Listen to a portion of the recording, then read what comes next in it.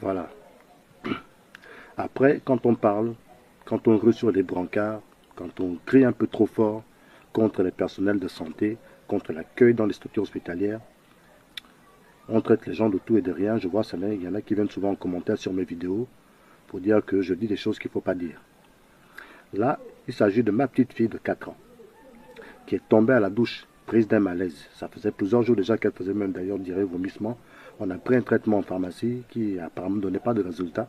Et son état s'est dégradé considérablement jusqu'à ce que sa mère la retrouve gisante, enfin sa mère la retrouve étendue au sol à la douche, tant pour moi. Il est paniqué, soulève l'enfant, fonce dans une pharmacie au Pécadus puisqu'on habite dans la zone. Et quand ma femme arrive à la pharmacie, le médecin qui est là à la pharmacie ausculte l'enfant, il regarde et puis dit non, ça c'est pas juste une affaire de traitement pharmaceutique, il faut vite aller à l'hôpital parce qu'il faut remonter l'enfant. Peut-être même qu'en plus du palu, il y a autre chose. Et ma femme court dans un hôpital de la place, Égypto, pour ne pas le nommer, où là-bas elle trouve une foule avec des parents qui accompagnent aussi les enfants, plus ou moins pour les mêmes symptômes. Mais on va refuser de traiter ma fille parce que les médecins demandaient 31 000 francs CFA, somme que ma femme n'avait pas sur elle. Et moi aussi, de là où j'étais au boulot, j'avais pas cette somme-là sur moi non plus. Donc, ma femme a demandé au médecin si on pouvait quand même traiter l'enfant.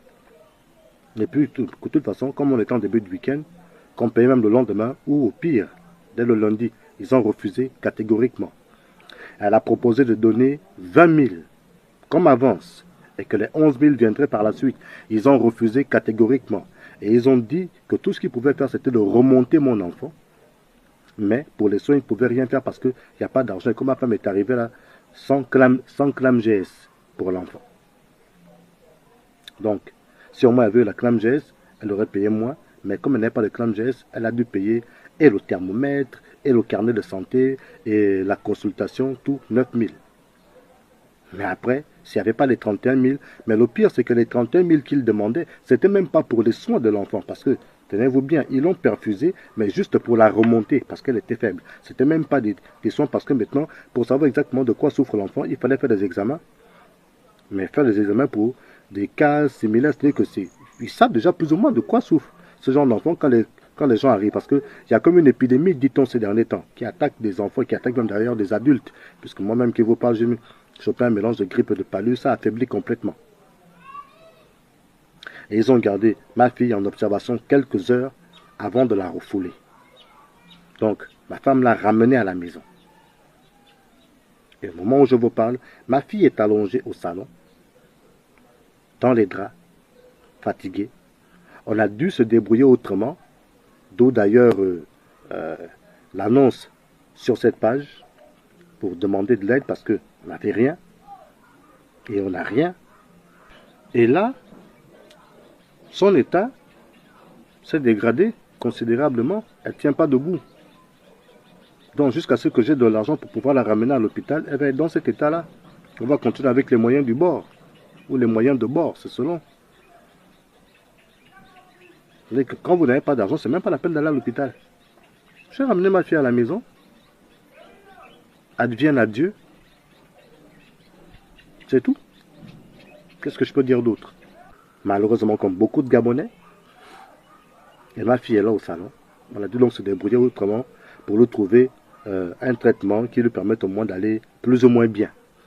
Là, pour le coup, pour l'heure, elle est allongée au salon.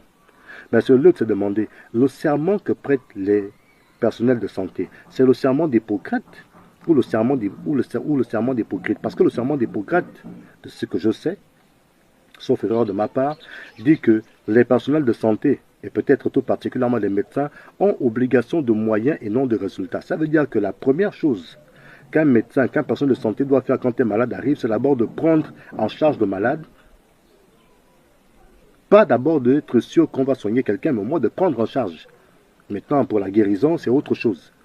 Or là, si on se met à refouler systématiquement les gens qui viennent à l'hôpital, j'avais déjà vécu un cas similaire avec mon fils. On arrive dans un autre hôpital, à peine on est juste à l'entrée qu'on commence à nous dire qu'il n'y a pas de lit. Et c'est récurrent. C'est récurrent. L'accueil est vraiment, j'ai presque envie de dire, du grand n'importe quoi. C'est que tout de suite, on vous désarme dès l'entrée. On vous refoule parce qu'il manque 2000, parce qu'il manque 1000 francs. On ne prend pas soin des personnes qui viennent à l'hôpital pour se faire soigner. Pourtant, des établissements publics, ben, il y a quand même le contribuable. Il y a quand même l'argent du contribuable qui passe par là. Sauf à nous dire le contraire. Alors, ça veut dire que ceux qui n'ont pas d'argent dans ce pays ne peuvent pas se soigner. Donc, quand on n'a pas d'argent dans ce pays, ce n'est pas la peine même d'aller à l'hôpital parce que vous allez mourir tout simplement. Jusqu'à quand cela doit-il continuer? Je pose la question, peut-être en me faisant le porte-voix de beaucoup de Gabonais, que cette vidéo elle est faite sans filtre. Parce que j'ai mal de voir mon enfant allongé parce qu'à l'hôpital, on a refusé de traiter mon enfant parce que je n'ai pas d'argent. Voilà la situation et voilà la réalité. Est-ce que c'est normal? À vous d'en juger. Très bien. On avance.